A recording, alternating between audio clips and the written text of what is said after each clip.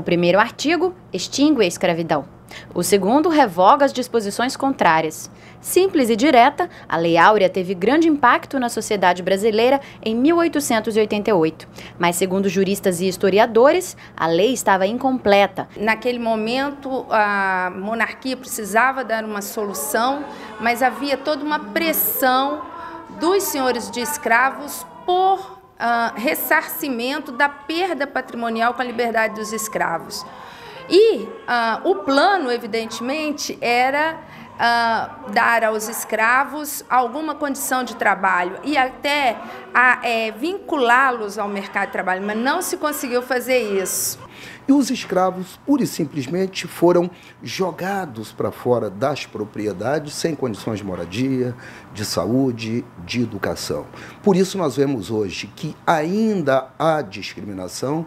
Nós não somos, nós negros, tratados como mercadoria, como éramos na época da escravatura, mas simplesmente fomos jogados para a sociedade sem qualquer condição, como eu já disse, e isso se reflete até hoje. Tanto que, atualmente, 40% das pessoas que estão na fila de adoção só querem adotar crianças brancas, não é porque imagina-se mais inteligente. 70% dos negros, né, negros da pele preta e afrodescendentes estão desempregados ou subempregados. Aproximadamente 70% da população carcerária também da mesma forma né, pessoas negras. Então, ou seja, nós não mudamos isso até hoje. No Poder Judiciário, por exemplo, eu sou o único desembargador capixaba negro.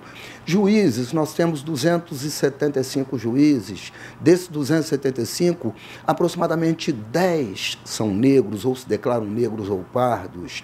No Poder Judiciário, 3.500, né, aproximadamente 3.500 funcionários. Nós não temos 100 funcionários que se declaram negros ou pardos. Então, o acesso à desigualdade ainda continua. E hoje é um dia para a gente refletir, para a gente pensar se a escravatura acabou. Acabou sim, mas os reflexos ainda estão aí até hoje e nós temos que lutar para acabar com essas desigualdades, para acabar com atos de racismo. Vemos aí em estádio de futebol, clubes, na rua mesmo, não é? Pessoas discriminando ou praticando racismo quando veda o acesso à entrada de alguém em virtude da cor, ou praticando injúria racial. Ainda empregadores, não é?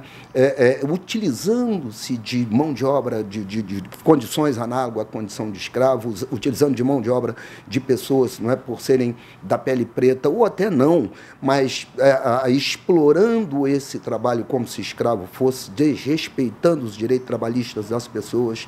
Então as desigualdades continuam, nós não alteramos muita coisa de 1888 para cá. Passados 126 anos, ainda hoje no Brasil, existe dificuldade para elaborar uma lei simples, completa e que respeite os desejos da população. Você tem lei que precisa ser mais complexa, precisa detalhar mais, tem leis mais simples, isso depende muito do legislador no que diz respeito a qual o objetivo final. No caso específico da Lei Áurea, o objetivo era extinguir a escravidão. Então ela foi uma lei curta e rápida. Às vezes você requer leis com, por exemplo, nós fizemos uma lei aqui com 94 artigos, que é a lei do Estatuto do Concurso Público. Por quê? Porque a gente regulamenta o concurso público, que é uma coisa complexa, e a gente tem que garantir o direito de quem realiza, de quem faz a prova, do próprio Estado. Então, a objetividade da lei está muito relacionada ao tema e ao assunto da lei. Todas as leis que elas têm uma grande complexidade, ela fica difícil de assimilação pela sociedade. E todas as leis simples, a assimilação é muito mais fácil. Essa complexidade, ela faz com que a sociedade não assimile e ela não tenha o efeito esperado. Leis existem, proibindo o racismo, não é, permitindo acesso. Temos aí o Estatuto da Igualdade Racial, temos, não é, a Lei Antirracismo, no Código Penal, artigo 140, trata da injúria racial, não é, e também nós cuidamos da proibição do trabalho, não é, análogo ao trabalho escravo. Mas as leis, para serem efetivadas, depende de todo um aparato.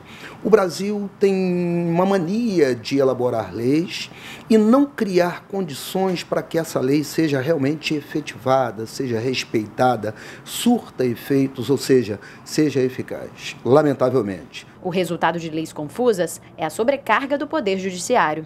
Uma lei confusa pode ensejar um recurso que uma lei curta, uma lei não confusa, uma lei não questionável vai ensejar. A lei curta, a lei que tem poucas palavras, mas que é eficiente, é completa, não deixa dúvidas, ela gera muito menos possibilidades ou necessidade de um recurso.